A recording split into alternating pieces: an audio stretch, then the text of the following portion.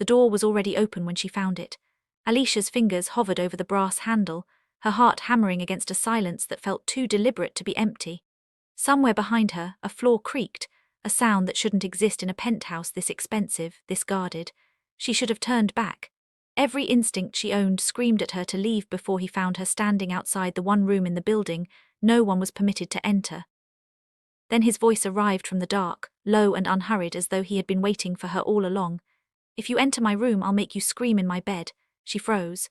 Not from fear, though fear was there, curling low in her stomach, but from the strange, electric certainty that he wasn't threatening her. He was warning her. Two very different things, and she didn't yet understand why the difference mattered so much. A shadow shifted near the window. Moonlight caught the edge of his jaw, the coldness in his eyes that didn't match the warmth underneath his words. Somewhere in this apartment was the reason she'd come, a folder, a name, a truth someone wanted buried. And now the most dangerous man in Seoul was standing between her and the door, waiting to see what she would do next. Alisha didn't move, neither did he. Welcome to Afro Soul Stories. Please like, share and subscribe. 3 days earlier, Alisha had never heard the name Seo Joon-woo. She'd taken the position at Hala Consulting because it paid well and asked no uncomfortable questions about her past. A Nigerian-British analyst rebuilding her life in Seoul after a corporate scandal in London had cost her a job she'd loved and a reputation she was still stitching back together. She wanted invisibility. She wanted to disappear into spreadsheets and quarterly reports until the world forgot her name.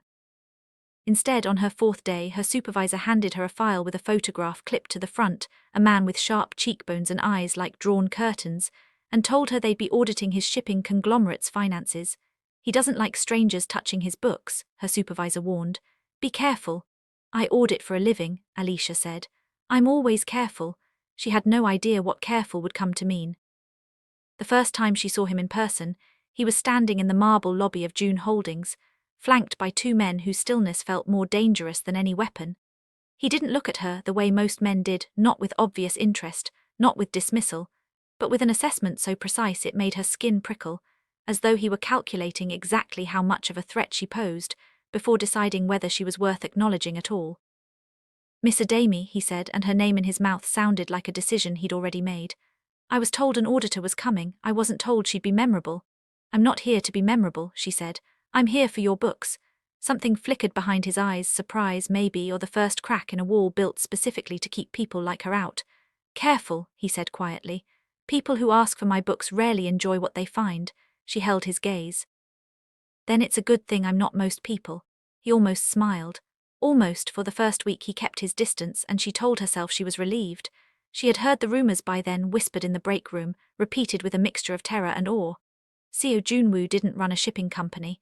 He ran half the undercurrents of Seoul's underworld through it, and the men who crossed him disappeared quietly, without headlines, without funerals anyone would admit to attending. None of that explained why he began appearing in places she happened to be. He was in the elevator when she worked late. He was at the cafe near her building on the one morning she'd overslept and needed coffee badly enough to risk being seen looking anything less than composed. He never said much. He never needed to. His presence alone rearranged the air in a room, and she hated how aware of him she became, how her pulse picked up before her mind caught up to why. "Following me," she said finally, the 4th time their paths crossed in a week that should not have allowed for coincidence. "I own most of the buildings you frequent," he said. "The coincidence is smaller than you think." "That's not an answer," he agreed. "It isn't." He left before she could push further, and she stood there furious at herself for wanting him to stay. The threat arrived on a Tuesday. She found it tucked inside her audit files, a single photograph of herself walking home, taken from a distance, with a message scrawled across the back in red ink. "Stop looking or stop breathing." Her hands shook as she stared at it. She had told no one where she lived. She had told no one about the irregular transfers she'd flagged 3 days earlier, the ones routed through shell accounts in Macau that didn't belong to Joon-woo's legitimate business at all, accounts she now suspected that belonged to someone trying to make it look like they did. She should have gone to her supervisor. Instead, some reckless instinct sent her to the one place she'd been warned never to go uninvited. Joon-woo's private residence, the top floor of June Tower, where the elevator required a code she absolutely did not have, and a bribe to a junior security guard absolutely should not have gotten her past, which was how she ended up standing outside his bedroom door at midnight, holding a photograph that proved someone wanted her dead, refusing to leave until he explained why. That was the moment he found her. That was the sentence he said, "If you enter my room, I'll make you scream in my bed." "Is that a threat?" she asked, voice steadier than she felt. "Or are you trying to scare me into leaving?" "Neither," he said, stepping into the light. Up close, the coldness in his eyes had a different shape than she remembered, tired, guarded, almost human. "I'm telling you the truth. Whatever is in that room follows people. I would rather it not follow you." She held up the photograph. "Someone already found me without your room's help." His jaw tightened. He crossed the distance between them in 3 strides and took the photograph from her hands with a gentleness that didn't match the fury tightening every line of his body. He read the message once, then his expression went somewhere she couldn't follow, somewhere cold and final. "Who gave you this?" "It was in my audit files. Someone put it there on purpose." "Someone inside my company," he said, more to himself than to her. His eyes lifted to hers, and for the first time she saw something that looked almost like fear, not for himself. "You need to leave Seoul tonight. I'm not running from a threat I don't understand. You don't need to understand it, you need to survive it. That's not your decision to make." He looked at her for a long moment, something warring behind his composure. "No," he said finally. "It isn't, but it is my responsibility. You walked into a war that has nothing to do with you, Miss Adami, because you were doing your job well. That is not a crime that deserves a death sentence." "Then help me understand it," she said, "or I'll keep digging until I get myself killed trying to find the answer alone." Something like respect moved across his face. "You really aren't afraid of me?" "I didn't say that." Her voice softened despite herself. "I said I'm more afraid of not knowing." He studied her, really studied her, the way no one had in longer than she could remember, and for one suspended second, the space between them felt smaller than it should have. Then a phone buzzed somewhere in the dark room behind him, and whatever moment had been building shattered. He answered it in clipped Korean, listened, and his face went carefully blank in a way she was already learning meant something terrible had happened. "There's been an incident at the harbour warehouse," he said, pocketing the phone. "I need to go. You are not safe in your apartment tonight. There is a guest suite 2 floors below this one. You will stay there until I return. Don't take orders from you. Then take a suggestion from someone who would rather not read about your death in tomorrow's incident reports." She wanted to argue. She didn't because the fear in his voice, carefully hidden but there, told her he meant it. As he turned to leave, she caught his sleeve. "Joon-woo." His name felt strange and intimate in her mouth. "Who's trying to kill me?" His eyes met hers, and for a moment the mask slipped entirely. "I don't know yet," he said, "but I intend to find out before they get the chance to try twice." Part 2. The guest suite was larger than her entire apartment. Alisha didn't sleep. She sat by the window, replaying every conversation of the last week, searching for the moment someone had decided she was worth killing over. Near dawn she heard the door. Joon-woo entered without knocking, still in the suit from hours earlier, a shallow cut above his eyebrow the only sign that his night had been violent. He stopped when he saw her awake, something unguarded passing over his face before he caught it. "Hurt," she said, standing before she'd decided to. "It's nothing. Down." When he didn't move, she pulled him by the sleeve toward the bathroom, retrieved the first aid kit from beneath the sink like she'd lived there for years, and pressed a cloth to the cut before he could protest again. He let her. That, more than anything, told her something had shifted between them, a man who controlled every room he entered, allowing her hands near his face. "Warehouse fire wasn't an accident," he said quietly, eyes fixed on hers rather than the mirror. "Someone destroyed 6 months of shipping records, the same records your audit would have uncovered. So someone's trying to hide something from both of us, or trying to make it look like I destroyed evidence you were about to expose." His voice was flat, controlled, but she could hear the anger beneath it. "Which would make me guilty of exactly the crime someone wants the police to believe I've committed. That's not a coincidence. That's a setup." He finally looked away from her toward the window and the city beyond it, lights scattered like fallen stars. "Someone wants me to lose everything, my business, my reputation, my freedom." A pause, heavier than the others. "And now, apparently you." "Me." His eyes returned to hers, and this time he didn't hide anything. "Because somewhere between the elevator and the coffee shop, Miss Adami, you became a weakness someone could use against me. And I did not see it happening until it was already true." Confession hung between them, raw in a way neither of them seemed prepared for. She should have stepped back. She didn't. "Not a weakness," she said softly. "No," he agreed, voice low. "You're worse, you're a reason." Neither of them moved for a long moment. Then his phone buzzed again and the spell broke, and he stepped back with the careful discipline of a man rebuilding a wall brick by brick before it could fully collapse. "Get some rest," he said. "Tomorrow we find out who's doing this." He left before she could respond, and she sat on the edge of the enormous bed, aware of exactly 2 things. that she was in more danger than she'd understood, and that some reckless, unguarded part of her didn't want to leave this apartment, this man, this unfinished sentence, until she understood every piece of it. Morning brought Detective Han Yi-rin, sharp-eyed, unimpressed by wealth, and the only law enforcement officer in Seoul that Joon-woo, according to his head of security, actually trusted. Fire was accelerant-based, Han said, spreading photographs across the penthouse's dining table. Professional, and your warehouse security footage was wiped remotely 11 minutes before it started, which means whoever did this had access to your internal servers. Someone inside, Joon-woo said. His voice was quiet, but Alisha had learned to hear the fury under his calm. Someone with clearance high enough to bypass your firewalls without triggering an alert. Han's eyes flicked to Alisha, and someone who knew Miss Adami's audit would have flagged the Macau accounts before the fire could explain their disappearance. Which means they knew about the audit before I flagged anything publicly, Alisha said slowly. I only reported those transfers to one person. Joon-woo's expression didn't change, but something in the room went very still. Who? Director Beek, your CFO. The name landed like a verdict. Joon-woo's jaw tightened, and for a moment Alisha saw exactly why men twice his size were reportedly terrified of him, not because of what he might do, but because of the absolute stillness with which he decided to do it. Beek has been with me for 11 years, he said, almost to himself. I trusted him with the company my father built. Trust isn't evidence, Han said. We need proof before we move on him. If he suspects we're looking, he'll bury what's left and disappear. Then we don't tell him we're looking, Alisha said. Both of them turned to her. I'm his auditor. I have legitimate reason to request his financial records. If I ask carefully enough, he won't suspect anything until it's too late. Absolutely not, Joon-woo said immediately.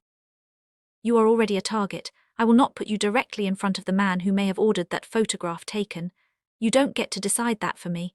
Get to decide what happens inside my own company. This isn't your company right now. This is my life. She stepped closer, refusing to be intimidated by the height advantage he used so effectively on everyone else.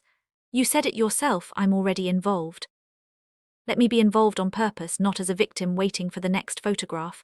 Something in his expression cracked, frustration, fear, something closer to admiration than either. If anything happens to you, it won't, not if we're smart. Her voice softened. Let me help you find out who's doing this, please. Silence stretched. Finally he exhaled, the fight draining out of him in a way she suspected very few people had ever witnessed. Fine, he said, but you don't go near Beek alone. Ever, deal? Neither of them noticed Han watching the exchange with quiet, calculating interest, filing away exactly how much power this stranger from London had already gained over a man who, by every account she'd ever heard, answered to no one. The plan required patience neither of them fully possessed. For 3 days, Alisha requested increasingly specific financial documents from Director Beek's office, watching for any flicker of unease in his responses. He was polished, careful, unbothered, the performance of a man who had done this before and expected to get away with it again. On the 4th day, she found something. A single wire transfer, buried in a subsidiary account, routed to a name she recognized from an entirely different context. Chairman Yoon of Yoon Industries, Joon-woo's fiercest business rival, a man whose public feud with the Joon family stretched back 2 generations. Beek isn't working alone, she told Joon-woo that evening, spreading the transfer records across his desk. He's being paid by Yoon. Joon-woo went very still. Yoon wants the company. He's wanted it since my father refused to sell 20 years ago. His eyes moved across the documents with cold precision. If Beek can manufacture enough evidence to implicate me in financial crimes, the board would be forced to remove me. Yoon would offer to buy what's left at a fraction of its value, and no one would question a company in crisis selling to stay alive. The fire destroyed the evidence that would have proven the Macau accounts were forged in the first place, which means Beek is covering his tracks faster than we can follow them. Joon-woo looked up at her, something unreadable in his eyes. You found in 4 days what my own security team missed for months. I told you, I'm good at my job. Corner of his mouth lifted, the closest thing to a real smile she'd seen from him. You're dangerous, he said quietly, in every sense of the word. That a compliment, from me, he said. It's the highest one I know how to give. Air between them shifted again, thick with something neither of them had named.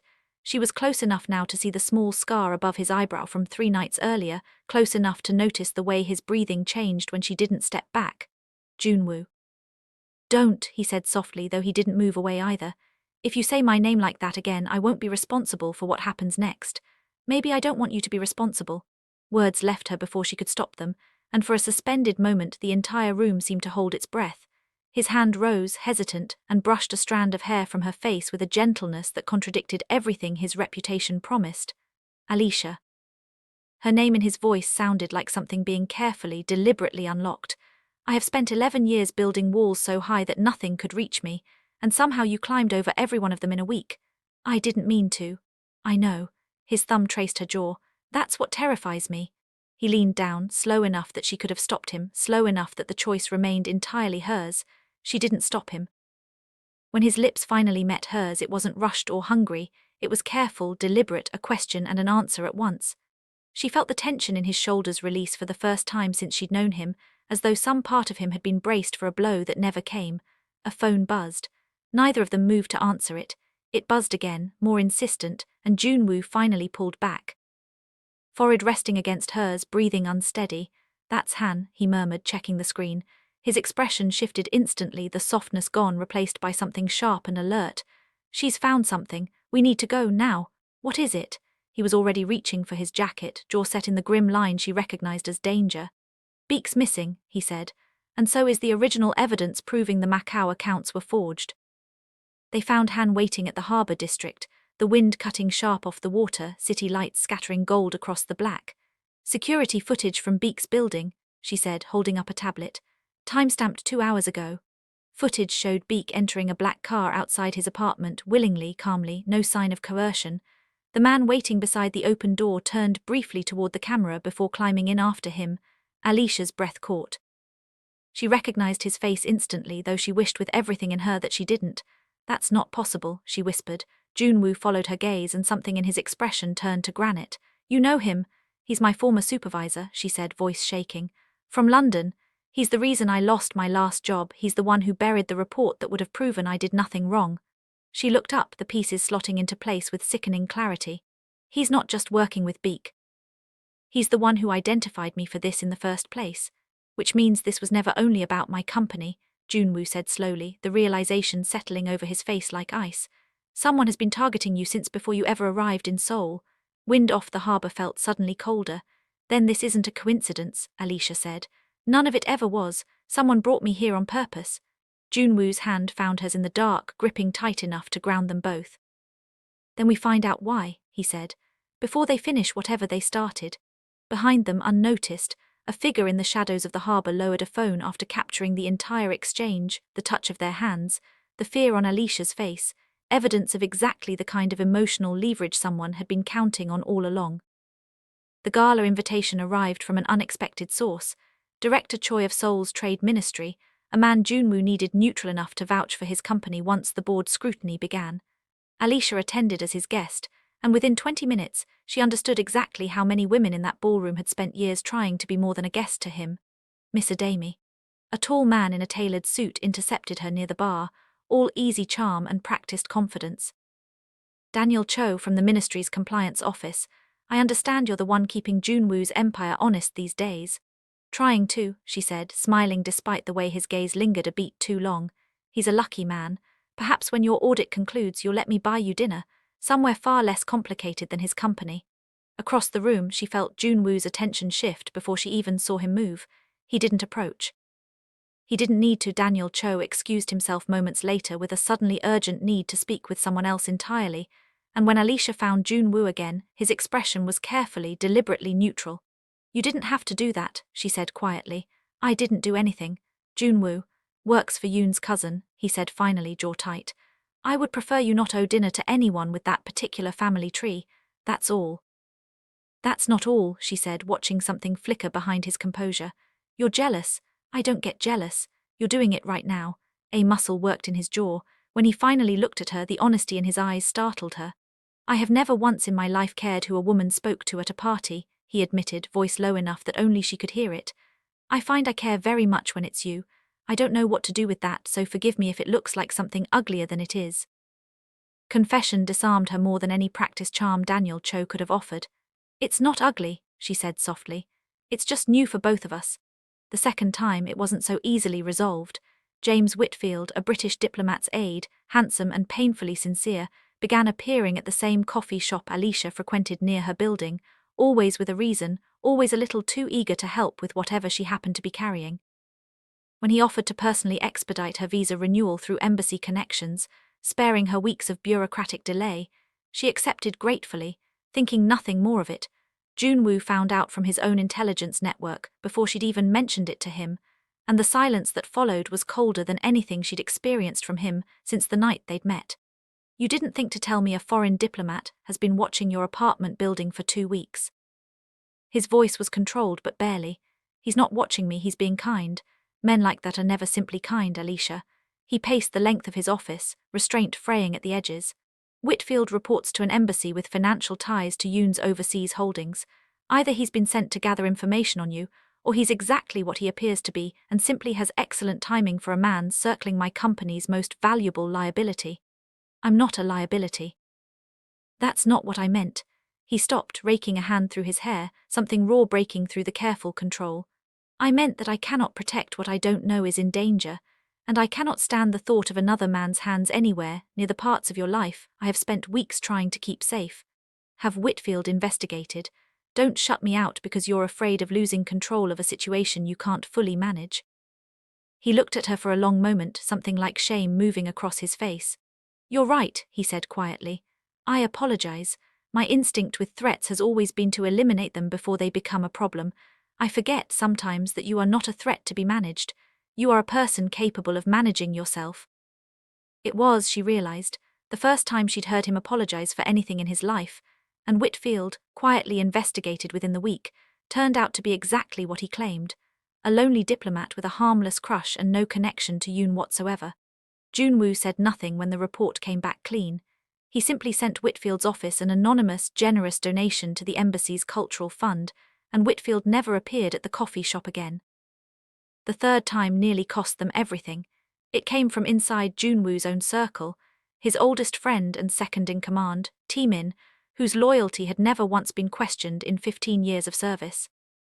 He began spending time with Alisha under the guise of protection duty, while Joon-woo travelled to Busan for 3 days negotiating with the shipping unions, and by the time Joon-woo returned, a photograph was already waiting on his desk. Taemin and Alisha, laughing together outside her building, his hand resting briefly on her shoulder. It's not what it looks like, she said the moment Joon-woo confronted her, the photograph trembling slightly in his grip. Then tell me what it looks like. Was walking me home, that's all. He made a joke, I laughed, his hand was on my shoulder for exactly 2 seconds because I nearly tripped on the curb. Her voice hardened. I shouldn't have to explain a 2-second gesture as though I've done something wrong. Joon-woo set the photograph down, breathing carefully, visibly fighting the instinct that had likely made lesser men disappear for far smaller offences against him.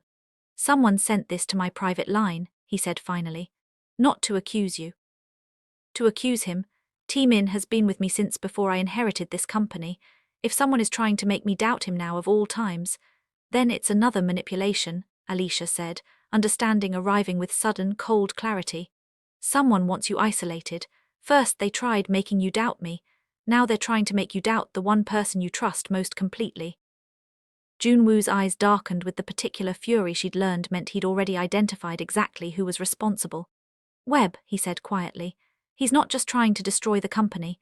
He's trying to destroy every relationship I have that could protect me from him. He didn't apologize for the flash of jealousy, she didn't need him to. Instead, he pulled her against him, forehead resting against hers, voice rough with something between fear and relief. I am learning, he murmured. That loving you means learning to fight the instinct to control what frightens me, and choosing to trust you instead. It is the hardest thing I have ever done. It is also, I think, the only thing worth doing. Name on Alisha's old London report was Marcus Webb, a man she'd once trusted as a mentor before he'd quietly rewritten her audit findings to protect a client who'd bribed him, then let her take the fall when the fraud surfaced anyway. She'd never proven it. She'd simply lost her job, her reputation, and 2 years rebuilding a career from the wreckage he'd left behind. He's been in Seoul for 6 months, Han reported the next morning, sliding a dossier across Joon-woo's desk. Working as a consultant for Yoon Industries. Officially, he advises on international compliance. Her mouth twisted. Unofficially, we think he's the one who suggested planting you inside Haller Consulting, Miss Adami. He knew your background. He knew you'd be assigned to audit companies connected to organized crime eventually, given your specialty. He just needed to wait. For what? Alisha asked, though some cold part of her already suspected the answer. You to get close enough to Joon-woo to become useful, Han said quietly. A discredited auditor with a grudge and a reason to distrust powerful men, someone who could be maneuvered into either exposing false evidence against him or becoming a liability sympathetic enough that destroying her would destroy him too. Alisha felt sick. They didn't just target me. They designed me into their plan before I ever accepted the job. Joon-woo's hand found the small of her back, steady and grounding. Then we make sure their plan fails, he said.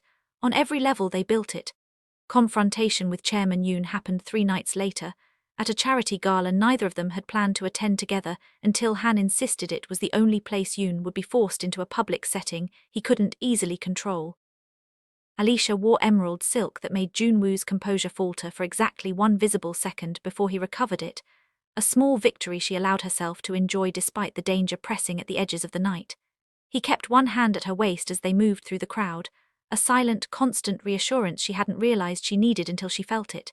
You look like you could burn this entire room down, he murmured near her ear, and somehow still be the most composed person in it. Careful, she said, that almost sounded romantic. Almost, his mouth curved. I'm still practicing. The moment broke the instant Yoon appeared, flanked by Marcus Webb, both men wearing the kind of smiles that promised nothing good. Joon-woo, Yoon's voice was silk over steel. And Miss Adami, I understand congratulations are in order, an auditor who found time to fall for the man she was investigating. How very convenient. Careful, Chairman, Joon-woo said, voice deceptively pleasant. You're implying an impropriety that doesn't exist. I'd hate for that implication to become public before your own financial records are examined as closely as mine have been. Something flickered across Yoon's face, the first crack in his composure. Webb, however, stepped forward with the easy confidence of a man who believed he still held every card. Alisha, he said, and the familiarity in his voice made her skin crawl. You always did have a talent for finding trouble. London should have taught you to leave well enough alone. London taught me that men like you rely on people staying quiet, she said, voice steady despite the fury rising in her chest. I'm done being quiet. Careful what you accuse me of, you have no proof. She held his gaze, refusing to look away first. You forget, Marcus, I'm very good at finding what people try to hide. His smile thinned. Beside her, Joon-woo's grip tightened almost imperceptibly at her waist, not restraining her, she realized, but bracing beside her, ready to catch whatever came next. This conversation is over, Yoon said smoothly, already turning away. Enjoy your evening, Joon-woo. It may be one of your last as chairman of your father's company. Threat hung in the air long after they'd disappeared into the crowd. He's rattled, Han said quietly, appearing at Alisha's other side. Rattled men make mistakes. We just need to be watching when he makes his. The mistake came faster than any of them expected. 2 days later, Beek resurfaced, not in hiding, but dead, found in a parked car near the harbour, a single gunshot wound and a note that police were already calling a confession, an admission of financial fraud, an apology, and a claim of sole responsibility that conveniently absolved everyone above him. It's not real, Joon-woo said flatly, staring at the police report Han had obtained. Beek didn't write this, his handwriting was never this steady, and he never once in 11 years used the word contrition. Someone else wrote this. Someone cleaning up loose ends, Alisha said, throat tight. He served his purpose. Now he's a convenient scapegoat, and the real conspiracy dies with him unless we can prove otherwise. Can't, Han said grimly. Not without the original Macau evidence which burned in the warehouse fire. Without it, this looks exactly like what they want it to look like. A rogue CFO, dead by his own hand, guilty of everything Yoon needs him to be guilty of. Joon-woo's jaw tightened, the mask of control beginning for the first time to genuinely slip. Then they've won. Yet, Alisha said. Beek was careful. Careful men keep backups. She was already reaching for her laptop. He gave me partial access to reconcile his subsidiary accounts weeks ago before any of this started. If he was smart enough to hide a second set of records somewhere Yoon didn't know to look. She didn't finish the sentence. She didn't need to. 3 hours later, buried in an encrypted personal drive Beek had never bothered mentioning to anyone, they found it. Complete, unaltered records proving the Macau transfers had been forged under instruction from Yoon Industries, time-stamped and signed, months before the audit had even begun.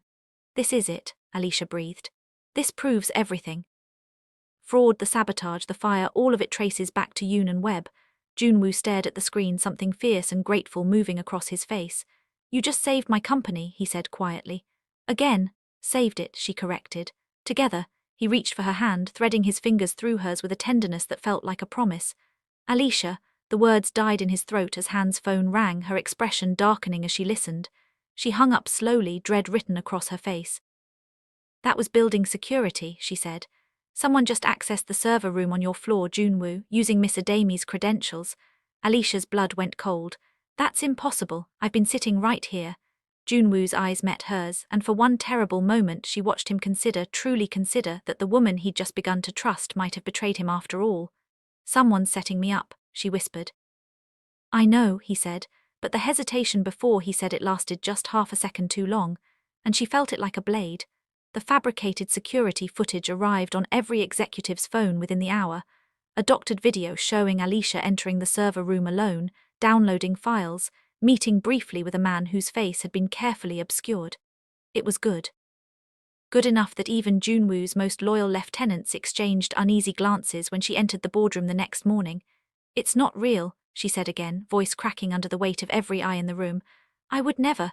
The timestamp matches server logs, one of the board members said coldly. The credentials were yours. They were stolen, cloned, anyone with Beak's access could have. Beak is dead, another voice cut in. Convenient that the only person who could confirm your innocence is no longer able to speak. Alisha turned to Joon-woo, desperate for the certainty she'd seen in his eyes just hours earlier.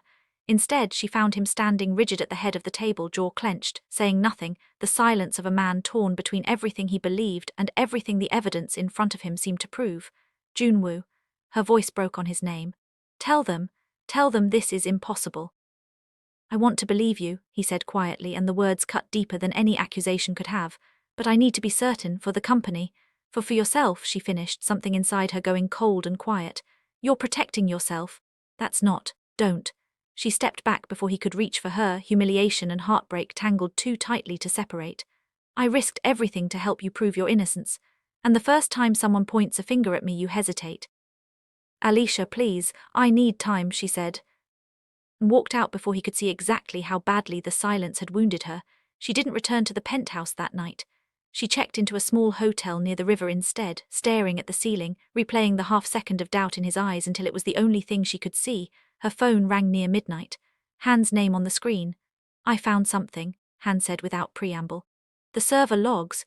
They weren't cloned from your credentials remotely, someone used a physical access card. Yours was reported stolen from your desk 2 days ago. You never reported it because you never noticed it missing. Someone with access to my desk, Alisha said slowly. Who's been in that building long enough to move through it without anyone questioning why, Han confirmed. I checked entry logs for the timeframe. There's only one other person whose card was used within the same 10-minute window in an adjacent hallway. Marcus Webb. Alisha closed her eyes. He's been inside June Holdings this whole time, as a guest of Yoon's legal team, officially reviewing merger paperwork that doesn't exist, Han said grimly. He set you up the same way he set you up in London, except this time he had help planting the evidence close enough to your desk to make it convincing. Joon-woo, no, not yet. He's been trying to reach you for 6 hours. Alisha stared at the 17 missed calls on her screen, throat tight. Tell him to meet me at the harbour, she said finally. Somewhere Webb won't expect either of us to be looking. If he's still inside that building, I want to be there when we prove exactly what he did. Joon-woo was waiting when she arrived, city lights scattering gold and silver across the black water behind him, his expression a mixture of relief and something rawer he didn't bother hiding. I was wrong, he said before she could speak. I hesitated when you needed me not to, and I will spend as long as it takes making that right. But please believe me when I say the hesitation was never about doubting you. It was about being terrified of what would happen if I was wrong to trust the first person who ever made me want to. That's not an excuse, he agreed. It's the truth, which is worse and more honest than any excuse I could offer instead. She studied him in the low light, the exhaustion and sincerity etched into every line of his face. You should have trusted me. I know. He stepped closer, not touching her, giving her the space to decide. I have spent my entire life protecting what's mine by trusting no one completely. You are the first person I have ever wanted to trust completely, and I did not know how, and I failed you in the moment it mattered most. I am asking you to let me learn, not because I deserve it. Because I refuse to lose you to a mistake I am capable of correcting. Something in her chest, tight and wounded for hours, finally began to loosen. If you ever hesitate like that again, I won't, he said, and the certainty in his voice left no room for doubt. I would rather lose the company, the empire, everything my father built, than lose you to my own fear again. She closed the distance between them herself this time, and when his arms came around her, she felt something settle that had been unmoored since the boardroom, not forgiveness given lightly, but trust rebuilt with intention the way it was meant to be. "Now," she said against his shoulder, "let's go prove Marcus Webb is a liar." He laughed, a real laugh, low and startled, as though he'd forgotten he was capable of it. "There she is," he murmured. "The woman who terrifies me more than any enemy I've ever faced." They found Webb in Yoon Industries' executive offices near midnight, reviewing documents he believed no one would ever connect to him. Han's officers were already stationed outside, watching the entry logs confirm exactly what they needed. Webb's access card, used at the precise moment Alisha's had allegedly been used 2 floors away, a physical impossibility unless he'd cloned it deliberately. "It's over, Marcus," Alisha said, stepping into the office with Joon-woo and Han flanking her. "We have the access logs, we have Beek's original records, we have everything we need to prove you and Yoon manufactured this entire conspiracy from the beginning." Webb's composure finally cracked, something desperate and cornered replacing his usual polish. "You have no idea what you're interfering with." "Enlighten us," Joon-woo said, voice deadly quiet. "Yoon didn't just want your company," Webb said, a bitter smile twisting his mouth. "He wanted to prove that men like your father, men who built empires through fear and loyalty, could be broken by something as simple as love. He knew if he could find someone who could make you vulnerable, he could use her to unravel everything you'd built. I just happened to already have the perfect candidate in my files. A woman with a grudge, a reason to distrust powerful men, and exactly the kind of intelligence and courage that would make her irresistible to someone like you." Alisha felt sick. "You used my life as a weapon." "I used exactly what was already there," Webb said coldly. "I only had to wait for the 2 of you to do the rest." "Then it seems your plan had one fatal flaw," Joon-woo said, stepping forward, every ounce of his reputation's danger finally visible in his eyes. "You assumed making her a target would break me. Instead, it revealed exactly what I was willing to protect." Han's officers moved in before Webb could respond further, and within the hour, Chairman Yoon's own board, presented with the full evidence Han and Alisha had assembled, moved to distance the company from him entirely, unwilling to be dragged down by a conspiracy no longer possible to hide. By dawn it was over, the conspiracy exposed, the threat dismantled. Joon-woo's company, his reputation, and the woman who had somehow become the center of both, finally safe. Weeks later, the danger a fading memory rather than a daily fear, Joon-woo asked Alisha to meet him somewhere he refused to name, sending only an address and a single line: "Trust me one more time." The address led her to a quiet property on the edge of the city, far from the glass towers and neon streets she'd come to associate with him. A renovated hanok, traditional wooden beams restored alongside modern glass, warm light spilling from windows onto a garden still being planted. Joon-woo waited at the entrance, uncharacteristically nervous in a way she'd never seen from him. "What is this place?" she asked. "You mentioned once, weeks ago in passing, that you missed having a home that felt like it belonged to you instead of somewhere you were simply passing through." His voice was quieter than usual, almost unsure. "I remembered. I've been having it restored since before either of us admitted what this was becoming. You built this for me. I began it for myself," he admitted. "As somewhere to escape the empire my father built, a place with no cameras, no board meetings, no reputation to protect. But somewhere in the planning, every room became a room I imagined you in. The garden became the one you described wanting as a child. The kitchen became the size you said you'd need for the meals you missed cooking. I didn't build this to convince you to stay, Alisha. I built it because I couldn't stop imagining a future that included you, long before I had the courage to say so out loud." She stepped closer, throat tight with something too large for words. "Joon-woo, I'm not asking you to give up your independence," he said quickly, as though he'd rehearsed the fear of losing her more than the words themselves. "I'm not asking you to be owned or controlled or kept somewhere safe while I run my empire without you. I'm asking you to choose this. Choose me. Not because I have power or protection to offer, but because somewhere in the last 2 months, you became the only home I have ever actually wanted." The city lights glittered faintly in the distance behind him, and for the first time since she'd met him, Alisha watched Seo Joon-woo, the man an entire underworld feared, the man who had once threatened to make her scream simply for entering his room, stand utterly, completely unguarded. "You once told me you'd make me scream if I walked into your room," she said softly, taking his hand. "I remember." "I think," she said, stepping past him, into the warm light of the home he'd built from a single sentence she'd once said in passing, "I'd like to find out." He allowed himself, for the first time in longer than he could remember, to smile without hiding it, not the calculated almost smile of the man Seoul feared, but something helpless and real and entirely hers. "Welcome home, Alisha," he murmured against her hair. Outside, the city lights continued their endless glow, indifferent to the empire that had nearly fallen, the conspiracy that had nearly won. And the two people who had chosen, against every reasonable warning, to build something neither danger nor power could ever quite unmake, their story was only beginning.